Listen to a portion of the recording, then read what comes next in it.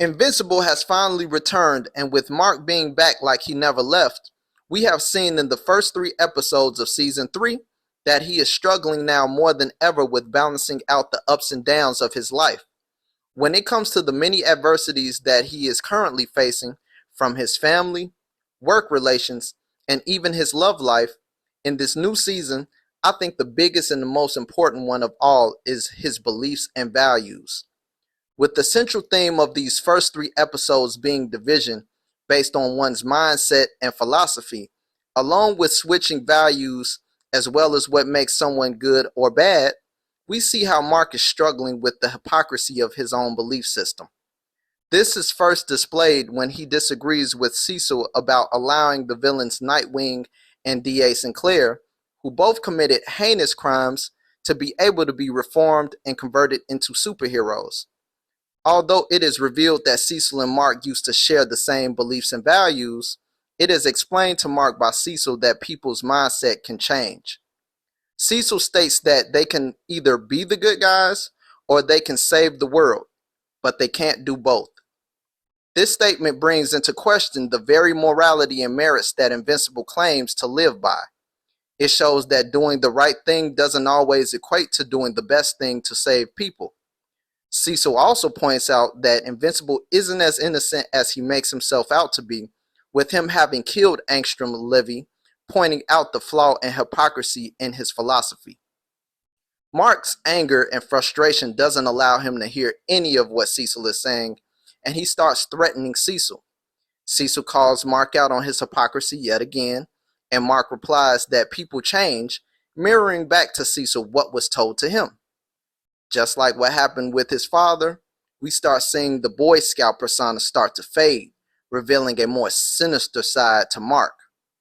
This was somewhat displayed in the scene where Mark had a standoff with Cecil and went absolutely insane, destroying the Sinclair robots after the device in his head that was controlling him got shut down.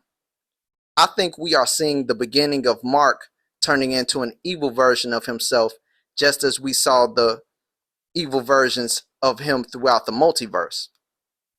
Turning evil is exactly what Mark claims he doesn't want to be, so it will ultimately be up to him to decide whether he wants to go down that path or not. The central theme of division based on one's mindset and philosophy was also present with the Guardians. Half the team agreed with Cecil, even though they believe his methods are a bit harsh and extreme. At the end of the day, they believe it is their duty to get the job done no matter what. The other half believe that Cecil doesn't care about them and just uses them as expendable weapons that he needs to control. So they opt out of continuing to work for Cecil, simultaneously joining Invincible. This divide seemingly begged the question of which side is wrong and which side is right. Is Cecil good or bad? I believe that the answer to these questions are a lot more complex than just black and white. I believe it is more about perspective. An example of this was displayed in the opening scene of episode 3 with the couple who were just trying to make it through difficult times. These two individuals were struggling financially to make ends meet and ended up deciding to rob a bank. They were thwarted by the superhero Bulletproof the first time, and later again defeated by Invincible and Kid Omni-Man the second time. I think that this scene was extremely powerful because it showed that not all people who are looked at as bad guys or villains are truly bad. Sometimes it's just as simple as somebody in a very unfortunate situation that becomes so desperate that they end up doing something that is not good in order to survive. They're not bad people, they're just in a bad situation. That's perspective. We also see a difference in mindset between Mark and his brother when it comes to killing. While Mark tells his little brother that killing is wrong, his little brother shares a lot of the same values as their father, believing that most life is worthless and killing isn't that big of a deal. It also doesn't help that Oliver knows about Mark having killed Angstrom, despite Mark feeling extremely guilty for doing so. If Mark can't convince Oliver to see how killing is wrong, it may cause Oliver to follow in his father's footsteps as he gets older. This difference in philosophy will more than likely also cause a major rift between Mark and Oliver, disrupting their harmonious family dynamic in the future. Speaking of family, as Mark has been seeking to protect his, it has been revealed to him that they are being spied on. We don't see the person's face who is spying on them, but from what we do see, it can be assumed that it is no other than Angstrom Livy. The question is, though, how is Angstrom Livy still alive? He may have very well survived the brutal attack by Invincible, but I'm not entirely convinced that that's the case.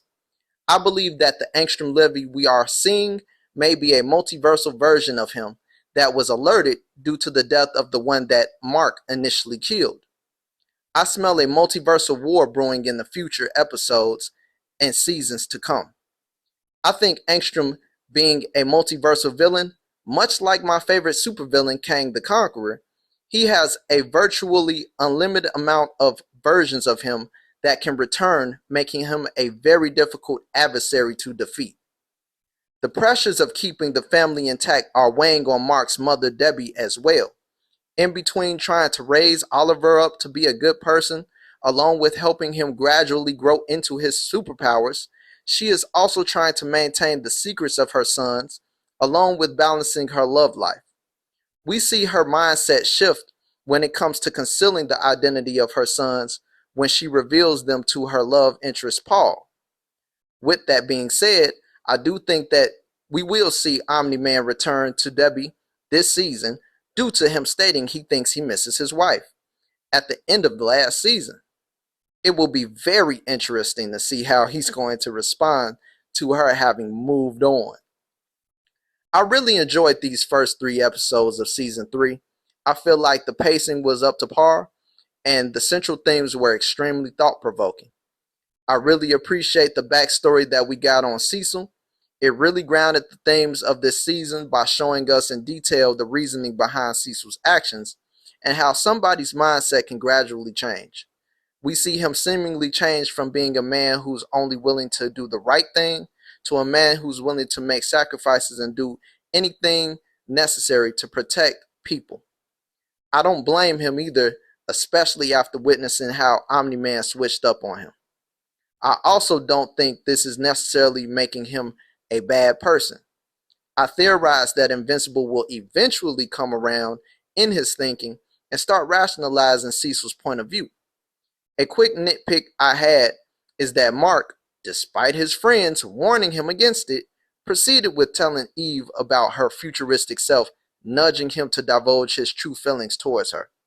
Although they ended up deciding to date by the end of the 3rd episode, he still caused a bit of confusion with Eve because she didn't know if he really had feelings for her or if he was just attempting to date her because of what her alternate version told him. My other nitpick was that Mark did all that training at the beginning of episode 1 just to get whooped by the seismic and his army full of giant bugs. There's no way I see him being ready to fight Anissa after that poor performance. You all let me know what you all think down in the comments section.